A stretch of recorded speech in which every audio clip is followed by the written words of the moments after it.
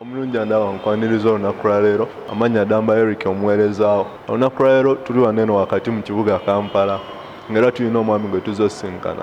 Mwami ono coordinator wa People Power naye ennaku ezo yasimatuse okugenda e Luzira. Olunaku lwa leero tubadde tuzze twogere ku nsonga ate zaabadde zimusimbiza mu maaso g'omulamuzi na biki ebyabaddewo. Omulungi ndaba tovaako sigalako kankuwa omwami ono atweyanjulira amanya ge ate oluvannyuma tugende mu maaso. So nsanyusa okukulaba. Nsanyusa okusinkana n'abatuwuliriza n'abatulaba mwenna. Amanya n'eddoboozi Ssemugoma Mudani Kigozi nga nze omu ku bacoordinator wa Kampala Metropolitan aba People Power nga ntwala Kampala Mukono ne Wakiso naye nga nze okusinga nsinsidde mu komandinga ekibuga ekikulu Kampala. Mukulu Ssemugoma, ennaku eziyise wabadde osimbiddwa mu maaso g'omulamuzi ng'oli mu Kagoli. Twandiradde okumanya musango ki ogwabadde ate gukuleese mu kkooti y'omulamuzi wano ku Buganda Road?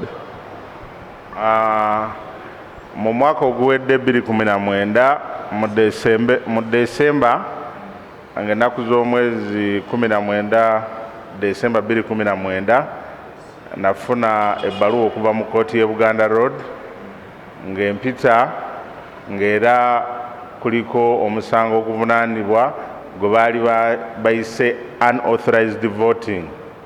Ennaku ezo saaliwo ne nsindika lawyer wange ne baddamu omusango ogwo ne bagusindika ennaku z'omwezi nga 3 saali mu ggwanga era lawyer wange n'addayo n'abategeeza nti siri mu ggwanga naye ne bafulumya ekibaluwa kye bakuntumye nga kkooti simativu nti siriiwo era nempa okulabika mu kkooti ennaku z'omwezi nga 2 okuddamu ku musango ogwo gwe baali banvunaanye gwe nali siinaako nnyo kumanya na mayitire nawo we guva na nsonda ki gye guzzeemu okunvunaanibwa kubanga baateekako unauthorized voting saagumanya nnyo naye bwe nagenda mu kkooti n'egutaputa nti nvunaanibwa okubanga neetaba mu kulonda n'okulondebwa nga siri mu mateeka. Omusango nengutegeera naye ng'ebyali byanvunaanibwa si bituufu. So challenge simanyi era nkyagezaako nnyo okunoonyereza omusango ogwo engeri gye gubadde gufumbibwa. Mukulu Ssemugoma otugambye wavunaanibwa omusango gw'okulonda n'okulondebwa okutali mu mateeka. Tubuulire, wali olondebwa ku kifo kyekyo kye bagamba nno walondebwa mu butali mu mateeka? Wano mu kibuga wennyini we tutudde ku luguudo luno olukulu Kampala Road, abalonzi baawo, abatuuze, abasuze bannonda okuba omukulembeze waabwe ow'ekyalo kino Buganda Road, Butwala State Square, Butwala CPS ne kkooti envunaana yonna mweri okuba ssentebe w'akakiiko KLC1 ng'era nayita mu mitendera emituufu gyonna nennondebwa abantu n'empangula n'endayizibwa n'empebwa ne sitampu era nzirukanya mirimu gyange. Kyanneewunyisiza oluvannyuma ndowooza kati omwaka guyinza okuba guyiseewo nagumu nga kitundu okulaba nti weesowolayo omuntu n'anvunaana kubanga nalonda oba nalondebwa nga siri mateeka ng'ate ndowooza kimanyikiddwa bulungi nnyo nti emisango gy'okulonda giba n'ekkomo ly'ekiseera omuntu bw'aba si mumativu mu mbeera ebaddewo mu by'okulonda biba n'ekiseera nti bw'oba toli mumativu owaaba omusango ogwo mu kkooti. Ate emisango gy'okulonda ebiseera ebisinga gigenda mu civil court n'oba nga civil court ensonga ezo eziwuliriza n'etaputa bulungi etteeka. Naye kinneewunyisiza nnyo okulaba nti oluvannyuma lw'omwaka ogususse ogumu ekitundu bajjayo akawaayiro ate ne bakateeka mu criminal ng'ate kandibadde civil ne banoonyayo akawaayiro. In fact bannamateeka gange bagambye nti mu Uganda yonna nze nsoose okuvunaanibwa omusango guno mu kawayiro ako ke bajjeeyo, kubanga baatunuulidde akawayiro ne bakasikeeyo mu Local Government Act nga kebeekusizaako okulaba nga banvunaana omusango ogwo. Naye nga mu kulowooza kwange tukimanyi bulungi nnyo nti nkola ya gavumenti eno gye tuvuganya okulaba nti buli lwovaayo okulaba nti olwanirira eddembe n'endowooza y'Abannayuganda entuufu n'okuwagira enkola eyandibadde entuufu evaayo n'ekujingajingako ebisango n'eraba engeri gy'ezimba emisango okulaba nti ekujja ku mulamwa, kubanga kati buli lunaku bagenda baleeta omusango. Mukimanyi bulungi nnyo nga 6 omwezi guno ogwa January era twabadde mu kkomera Kasangati era tuli ku bond. Kaakati ekisango kino baakigunjizaawo n'enviirayo ku court bail. Nabadde nva mu kooti ndowooza nga naakamala okufuna court bail, ate mu kufuluma nga nkyalina mu kizimbe kya kooti mwennyini, ate ne baddamu ne bankwata nenkwatibwa. Wabaddewo abasajja 2 nga bali muleeya bambadde pisto, batadde pisto zaabwe mu gundi. Owa poliisi oli owa kooti olwafulumya eri wansi abasibe gye babeera ku mulyango ennyini nga nkyali mu kooti, mu kolido ya kooti. Kyabadde mu lwatu, bu vidiyo bonna mwabulabye. Ate abasajja ne bankwata ogenda okwagala okufuluma kooti, abantu bange okuba ku nduulu n'okulwanako, ng'abasajja abali muleeya abakutte mundu ez'enjawulo batuyoola, ne banjoola, abantu bange ne balwanako naye ne balemererwa mpaka babadde baagala okunteeka mu kamotoka kaabwe akatono ng'enkola yaabwe bulijjo, naye olw'abantu okulwana ennyo ne bampalabanya ne bantwala ku CPS. Nga ensonga okiraba nti bw'ovaayo ku beyiro ate era bajingawo omusango omuki omulala, nti bwe natuuse ku CPS ne bajingawo omusango omulala nti ate baguyise malicious damage, nti nenyigira mu kumenya woofiisi y'NRM. So ndowooza kiri mu lwatu kirabika nti tewali musango mutuufu gutuvunaanibwa, naye baagala otujwetekako ebisango ebyenjawulo nti buli ssaawa obeera ku police bond, obeera ku musango guno, obeera mu kooti. Nti mu wiiki emu, mu interview ya wiiki emu already nfunye emisango 4. Kitegeeza nti bw'omuvinga emyezi 6 kumpi buli lunaku ojja kuba olina kooti oba poliisi w'okola ki, w'oripootinga. So bakikozesa otujja ku mulamwa n'okutulemesa okukola obuvunaanyizibwa bwaffe obw'okulaba nga tununula Munnayuganda. Otugambye omusango ogwadde kuvunaanibwa guno eno ogwa malicious damage, ate bo wagukola mu budde ki? Kuba emisango ffe gye tubadde ate tumanyi guno ate gwanjawulo. Omusango ogwo nange nagutegedde ku ssaawa eyo yennyini we bankwatidde.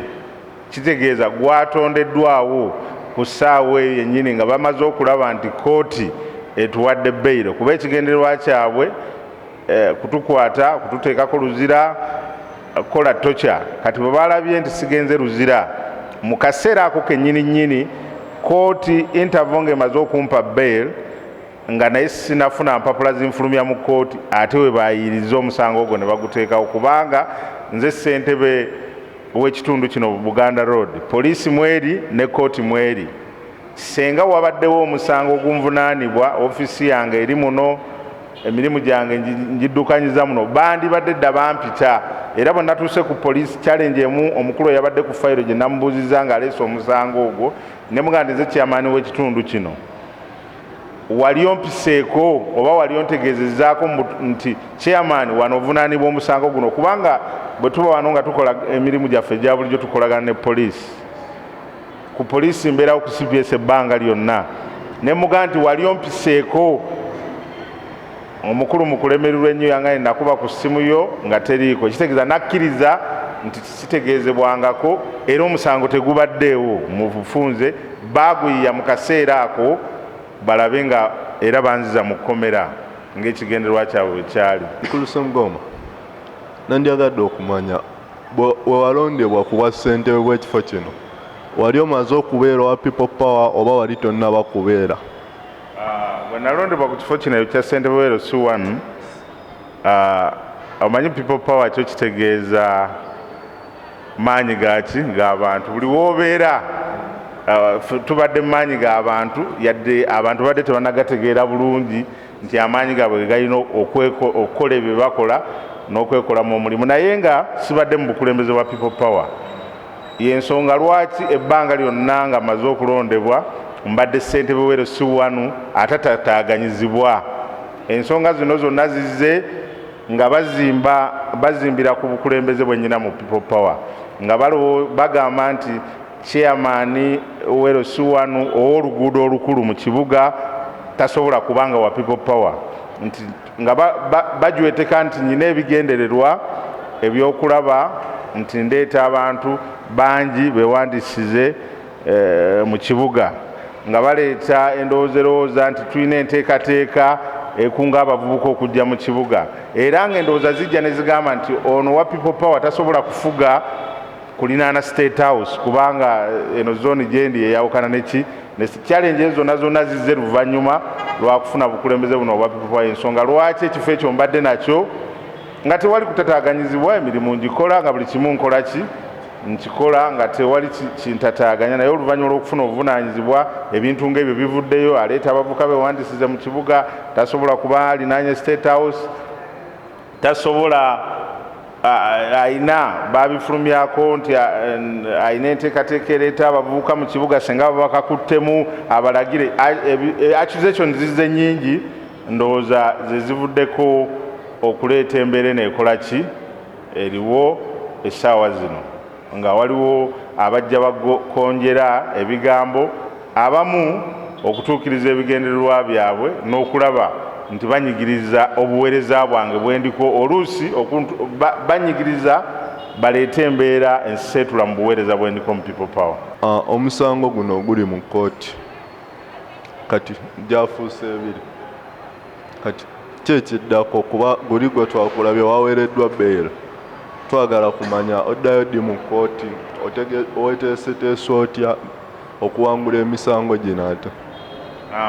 Ekisookera ddala kiri mu lwatu nti omusango ogwanvunaaniddwa mu kkooti mujweteke, kuba bw'ogamba unauthorized voting, ndi Munnayuganda ayina national ID, okulonda ero si twakozesa nga local registers mwendi, ndi musuze mu kitundu kino, kwega toyina nsonga yonna. Nze ndi ready bw'oba wanvunaana ajje anchallengingire mu kkooti z'amateeka, ndi ready yenna anaabajjeyo obujulizi. Ndi sure nti tewali musango era tewali ayinza kumpangula ku musango guli mu kkooti. Omusango guli ku poliisi nkyagezaako kuba bantedde ku police bond, embeera eyabaddewo njagala kufuna budde nzireyo ku poliisi nyongere okubuuza ani anvunaana, kuba nanvunaana omusango ogwo simumanyi. Baga nti malicious damage bakwata kaseera ako ne bakuteeka mu poliisi, nenkwata gye bankwatamu eyali tewarantinga katugeze n'omusango bwe gwandibaddeyo sandikwatiddwa mu nkwata eyo nga bumwagira bakatambi engeri gye nayisibwamu n'enkwata n'abantu bange kwolwo n'abantu bange babiri nabo bakwatibwa baali bazze nga bagoberera embeera eyaliwo. Nja kuddayo mbabuuza ekisooka ani anvunaana manye, kubanga ne guno gwakanvunaana sikola ki simumanyi. Bwe naabanga waliwo anvunaana akole statements ze ngeteeka ndowooza bwe ligenda fayiro ejja kujja WRS agitunuulire, bw'anaaba ng'alaba kisaanidde okugenda mu kkooti era tujja kgenda twoleka obwanga ng'etteeka bwe likola ki, kuba ffe aba people power tukkiririza mu nkola n'obukulembeze obuli mu mateeka, era tulowooza nti emisango gyonna ne balooya baffe nga bwe mwabalebye ku pano, wabaddewo Shamim, wabaddewo Muwadda ne balooyazi abalala, tujja kuvaayo tuchallenginga emisango gino, era tukimanyi bulungi nnyo nti tujja giwangula, era tukimanyi bulungi nnyo abantu mwena muzze mu kigobera nti ebisango bino babituteekako, naye tewali misango bagituteeka kumpi buli mwezi wabayo bakwatira ebisango bino naye mu kooti at the end of the day tolabayo nti guno omusango baguwangudde babituteekako kuteekawo mbeera yakutumalako mirembe nakutujja ku mulamwa naye nga tubagumya nti ffe tuzze mu struggle tuzze mu bukulembeze nga byonna tubisuubira naye tukakasa bannayuganda bonna abatulaba wano ne Bulaaya n'amawanga gonna tetusobola kuva ku mulamwa kubanga tetulina be tuyinza kulekera kulwanirira nsi yaffe waliwo abalina okwewaayo ku lw'ensi yaabwe. Mukulu Ssemugomba watugambye oli coordinator mu People Power era gwatwala Kampala Metropolitan. Njagala okumanya wayingira ddi mu People Power eno ki ekyakusikiriza okwegatta ku kisinde kino ekya People Power kuba ebibiina by'obufuzi bingi byaliwo mu budde obwo? Nze mpozi ekisookera ddala nze ndudde ku opposition okuva nga naakamala emisomo gyange kuva mu senior 5 senior 6 nga nsoma nyingira university nga ndi ku opposition nga obukulembeze obuliwo obwa President Yoweri Museveni engeri gye bafugamu eggwanga siri mu mativu nayo era ndudde nga ndi ku opposition nga njivuganya okulaba nti tuleeta obukulembeze obw'amazima n'obwenkanya. Mbadde mu kibiina kya Democratic Party era nze mwogezi wa Democratic Party mu Kampala District. Nze mwogezi abadde addukanya ensonga n'okwogerera ensonga za Democratic Party mu Kampala District. Nyingira People Power ndoza kati emyaka nga gumu kitundu emabega ebiri. Ekindeetera ennyo okuyingira People Power ensonga esookera ddala nti we natunulira mukulu Robert Kyagulanyi ebigendererwa bye essuubi bannayuganda lye bamuyinamu n'essuubi lyabo bannayuganda n'obweyamu n'obumalirivu kubanga musinga ku myaka akuze mulaba ndowooza nti wandibaddewo ebintu bingi nnyo ebimuwugula okulaba nga ava ku kigendererwa naye bw'otunuulira ne banne bazza bakola emirimu nga bwe gifaanagana engeri gye babawugula bwe namulaba nga alemedde ku mulamwa nenzikiriza nti mu kiseera kino ye mezaaya azze okututwala mu nsi ensuubize. Kati nganze omuntu aludde ku opposition ng'ekigendererwa kyange kyakulaba nga tukyusa obukulembeze nayina okwegatta ku muntu oyo Mukama gwatuwadde okulaba nti ffe abalwanyi ababadde mu lutalo ng'ekigendererwa kiganye okutuukirira tutuukawo. Tubaddemu nga tulwana newankubadde abamu tetubeera nnyo ku mativi nawa naye ng'ensonga lwaki nakwasibwa obuvunaanyizibwa. Abantu bangi bayinza okwebuuza yaani lwaki yakwasibwa Kampala ng'ate yesinga ekinyusi. Abantu bangi njagala mbategeeze nti People Power erina abasajja bangi n'abakyala bangi abakola abapulaninga era abasobola abantu bebatalaba ku mativi na rediyo naye nga bwe bamugjayo asobola okukwasaganya ekifo ekyo n'okusinga abo abalala abakola ki abalabika. So mbadde mu People Power nga tebanalonda n'aba coordinators ng'era munda nze nzirukanya obuvunaanyizibwa bwa Kampala. Bwe balonda ba coordinators buggumiza bulala okusinzira engeri gye nali nkozeemu emirimu gyange kuba kino ky'abantu era abantu bawa accountability ne baga nti ono enkola ye y'emirimu esaanidde. Mukulu Ssemugomba nsaba ombulire okuva lwawe obuvunaanyizibwa buno obwa coordinator wa Kampala emirimu egyakuweebwa gwe munda baayo olaba ng'ogikoze oba wakyaliwo ebikyagaanye byokyetaaga okwongeramu amaanyi ate? Okutwaliza ewamu okuva lwe nakwasibwa obuvunaanyizibwa buno obwa coordinator oba komanda wa Kampala n'emiriraano obuvunaanyizibwa mbukoze kuba ekisookera ddala People Power eyongedde okututumuka. That is one. Two, abantu bonna bannayuganda bongedde okukkiriza ate nga si kyangu nti teri mulala yenna asobola kuvuganya President Yoweri Museveni okujjako Robert Kyagulanyi Ssentamu. Command eyo yonna ne design etandikira mu Kampala bwe tugikola signal ne zigenda ewala ne bakola ki ogonna mulimu gwange tukoze tumobilizinze tusomeseza tusensitizinze tutaddewo emisomo okulaba nga tubangula abavubuka n'abavubuka baffe okujjawo embeera kati kyalwatu okiraba bulungi nnyo nti luli people power nga tujja abantu baali batulabira mu kifaananyi kirala nga baga nti bayaaye nga tuyinamu klasi y'abantu etalowooza nti tuyinza okukwata obukulembeze bw'eggwanga naye olw'omulimu gwe tukoze n'engeri gye tutraininze abantu baffe okubalaga nti tweteeketeeka okulaba nti tukwata obuyinza buno nga bannayuganda bakkiriza kubanga okukwata obuyinza kyanjawulo n'okuddukanya obuyinza nakyo kyaki tukimanyi bulungi nnyo nti obuyinza tugenda bukwata naye twongedde okuteekateeka abavubuka baffe kuba be bangi mu revolution eno okulaba nti beteekateeka kyova olaba ne bwe tuba tukoze demonstration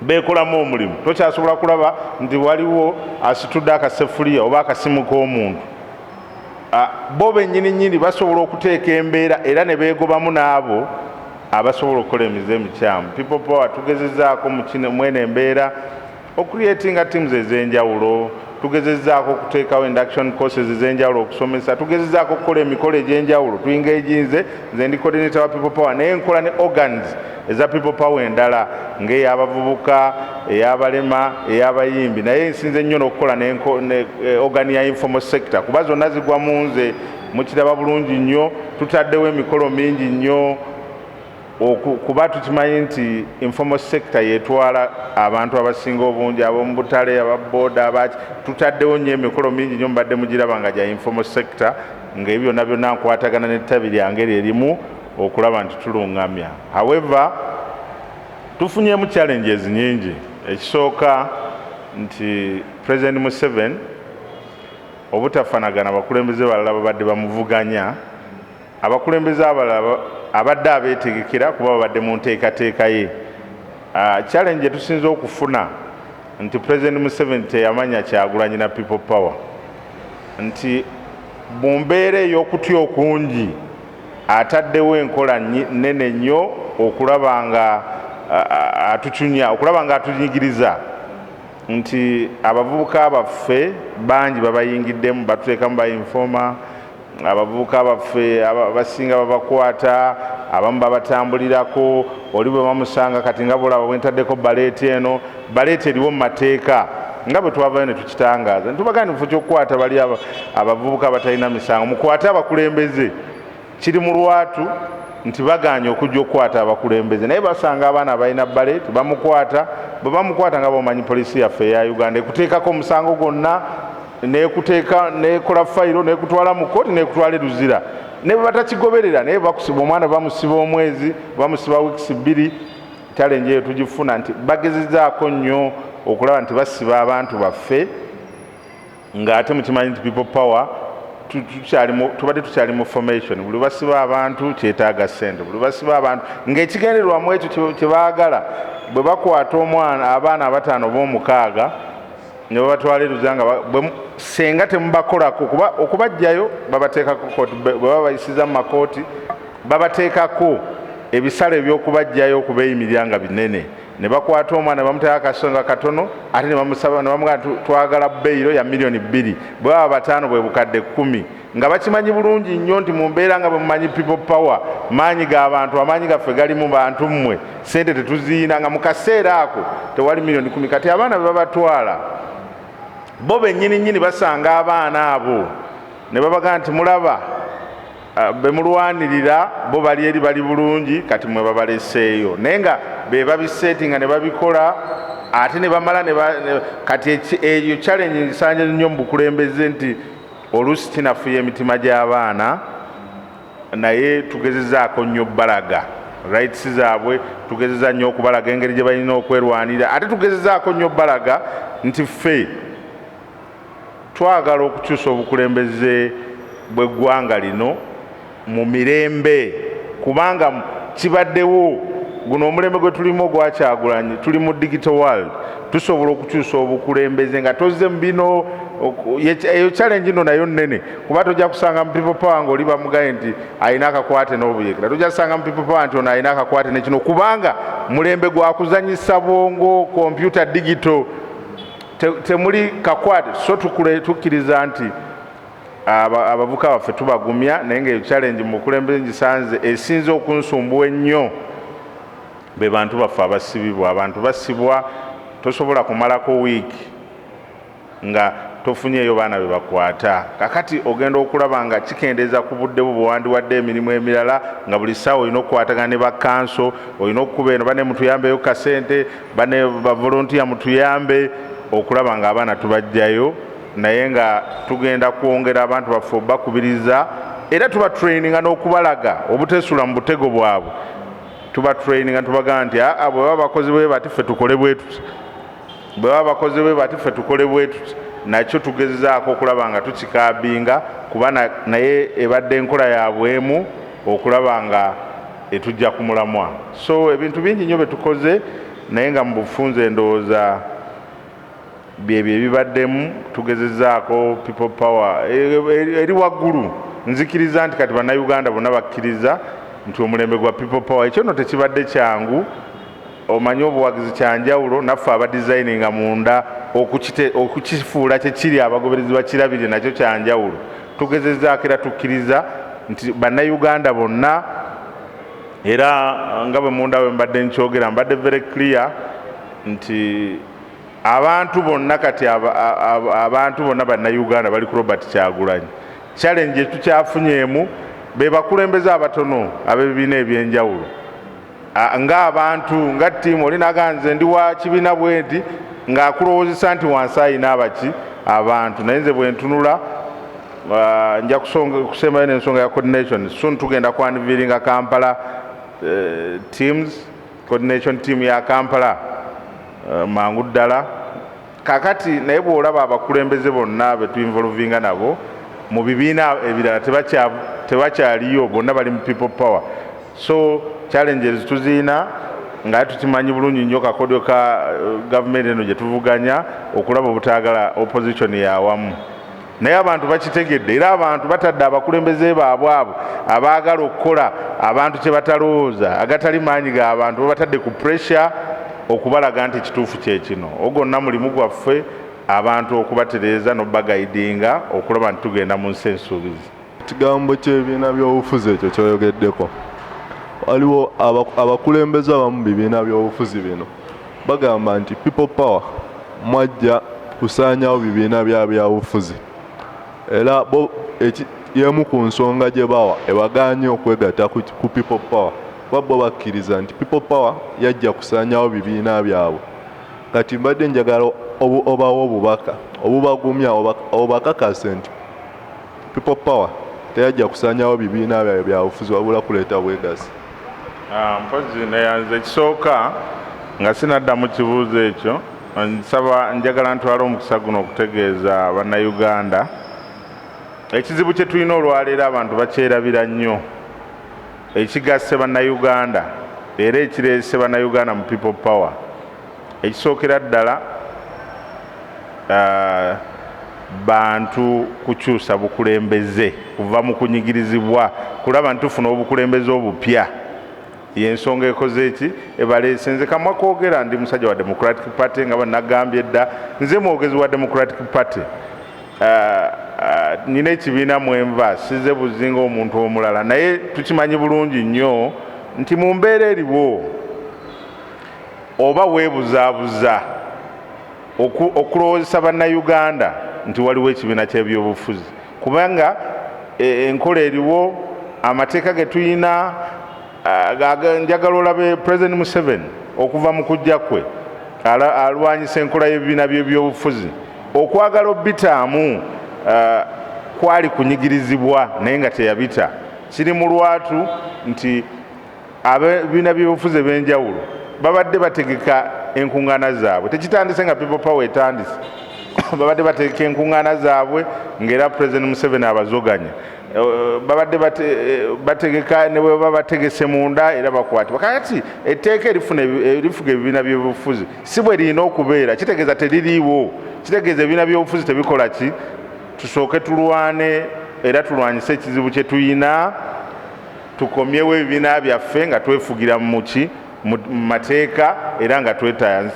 Ogumya bannabyabufuzi bonna nti tusooke tuggyewo ekizibu kye tuyina, kubanga bannayuganda ekisinga babonyaabonya kizibu bwe kinaavaawo amateeka ensi neddamu okubeera nga bwe yali, ensi neddamu okutambulira ku mateeka, buli muntu aligenda wakola ki wayagala. Naye ngaekizibu kikoze eki kivudde kubanga ne bwe tunaasigala mu bibiina by'obufuzi ne bw'onoosigalayo togenda kuva mu buwambe kuba enkola gyo eriwo tekusobozesa kuva mu mbeera gy'okola ki gy'olimu. Ne bw'onoogaa nti nze ndi wa kino ensonga lwaki otulaba nti abamu bwe tulaba embeera esobola okuleeta enkyukakyuka tusobola okuvaayo yadde nga ebibiina tebinateekawo position, kuba challenges tuzirabye nti ebibiina ebimu kiri mu lwatu twetaaga tube clear nti ebibiina ebimu n'abakulembeze b'ebibiina ebimu bakozesebwa okulaba nti embeera eriwo etambulanga bwekola ki bweri. Bannayuganda bagiraba kubanga be batusinga okulaba bakozesebwa. So tuyinza okugamba munnakibiina gundi tazze, munnakibiina oyo atajje ng'alabye abantu bajja mutangaaza oba muwa direction, kubanga bino ebintu bye tukola si byaffe by'abantu. Otuuka ekiseera nga naawe obuyinza obukkiriza nti wendi oba siriiwo nga tokyabulina naye nga buli mu bantu. Waliwo ensonga endala bannabyabufuzi gye bagamba, naddala bano ebibiina by'opposition bagamba nti Bobi Wine muvubuka talina experience, talina kyamanyi nnyo byabufuzi kuba tayebaddeemu, talina structures kwega talina kintu kyonna, tabadde nnyo byabufuzi. Kati bo bannabyabufuzi nga bo bwe bagamba nno baba balina experience era balina structures zino ez'ebyobufuzi, tebasobola kuva eri ate ne beegatta ku muvubuka gwe batamanyi na gy'avudde. Ensonga eno gyogerako kimukuuse Mugoma. Neyanziza ekisookera ddala tulina challenge eriwo gye tutalina kubuusa maaso nti President Museveni aludde nnyo mu buyinza. Eyo challenge nnene. Ate bw'aludde mu buyinza n'abamu abamuvuganya baali naye mu buyinza, n'abalala ab'opposition abavuganya bavuganyiza ali mu buki mu buyinza. Eyo challenge nno nnene. Abantu balina ebintu bye balowooza eby'emyaka 3 emabega nga tebikyakola ku mulembe guno gwe tukola ki gwe tuliko. Ekisookera ddala President Museveni mukulwa mu buyinza yayonoona opposition, n'ayonoona n'abo abamuvuddeko nga bali mu buyinza, nga yateekawo enkola ey'okudduganya gavumenti ng'omuntu. Ye challenge esinza okwonoona. Kakati n'abo ababadde naye ab'opposition nga bali ne Museveni bakyali mu nkola eyo. Bw'oba president yazze omuntu obukulembeze people power bwesuubira okuleeta bw'enfuga eya demokrasia, bw'enfuga eya police, enfuga eya institutional. Bw'obanga enfuga ya institutional, policies n'enkola ziva zigeneratingibwa, tezijja buzi lumu nti president yasalawo. Enkola ziva mu sekita nga mu bukiiko obw'enjawulo, mulimu ba tekiniko, mulimu bano ne zitambulira mu folas ne ziyisibwa, president n'alyoka azissa mu ki nkola. So bano abalowooza ekyo ekisookera ddala bakyalowooza mu gavumenti ya President Museveni. Gavumenti Robert Kyagulanyi Ssentamu gy'ajja nayo gy'aleeta nkola ya institutional ng'enkola z'abazungu abala, enkola nsi z'olabye ezikuze bakolera. Gwe oyinza okuba president naye n'ofuna challenge naawe ng'olina ky'oyagala, naye olwa institutions n'enfuga ya demokrasi naga nti president yandyagadde kino, naye ku lw'abantu kino yenkola gye tusuubira okuleeta. So twongera obbagumya abali ku opposition. Ekisookera ddala nti enkola gye tugenda okuleeta ya institution and policy ruling. Ekyokubiri, waliwo bannabyabufuzi abaludde nnyo ku opposition, nekino njala nkitangaza, ne balowoozesa bannayuganda nti abaludde nnyo groups zaabwe, saagala buyita groups zaabwe bwe zitabaawo tewali balala basobola kufuga. Ekyo nno njagala nkiteeka mu clarity nti ng'oggyeyo bano bonna bannabyabufuzi si na bangi nnyo, by the way, bannayuganda bangi abaliyo abalina obusobozi, abalina experience abali nga bwe nkunyonnyodde nti nze mbadde mu people power okuva nga etandika nga coordinator people power naye nga tondabanga omanyi abantu be bayita bannabyabufuzi bano balaba ku TV ne ku radio ku kamera waliyo abantu abasobola okuddukanya eggwanga lino nga bali technical basobola administration bangi nnyo mu people power bangi nga tebeetaaga kujja kubeera ku TV bo balinze okulaba nga bateekateeka people power engeri gyeyingira obuyinza n'engeri gyebukuuma n'engeri gyekola okusinziira ku bisuubizo bya bannayuganda nga ttiimu ezo gye ziri ku ebyo. So saagala bannayuganda babe nakutya oba babeewo okutya kwonna bano bannabyabufuzi abatono abamu no tebalina tekiniko. Omanyi Uganda tubadde tulina enkola erowooza nti abo abasinga okulabika be bannabyabufuzi abamu tebalina tekiniko. Abaana gye bali eyo mu people power bangi bamanyi baprofesa degree baziina abalala balina experience bangi nnyo bali eyo balinze kulaba nga eggwanga lyabwe balitwala mu maaso. So njagala bannayuganda bagume nti people power kati ate eyina abavubuka ate omuntu ng'ayina abavubuka oyinza okugaa nti talina bantu bakugu. People power eyina abakuze. People power Robert Kyagulanyi mumanyi bulungi nnyo nti yeebuuza yensonga lwaki ne ku mulundi gwa kaakano abadde akyayita era ne kakati akyayita banne bonna abali ku opposition okulaba nga bajja beegatte wamu balabe nga bakola gavumenti eyawamu senga tabadde na bukugu obwo. Olwaleero abantu bamulaga nti oba bazze oba tebazze ffe tutambula naye ye olw'obukugu bwe tannakita era agenda abaga nti bannaye mujje era tukyalina essuubi nti bakyajja tubeere wamu era tulowooza nti tujja kuwa bannayuganda obuweereza obulungi kubanga tulina essuubi nti obuyinza tugenda bukwata. Mpozi nga mmaliriza nsaba okukubiriza bannayuganda nti President Museveni ate tukyamusumbuwa ate tugenda tutwala obuyinza buno ng'abamu tebanategeera nti tubutwala.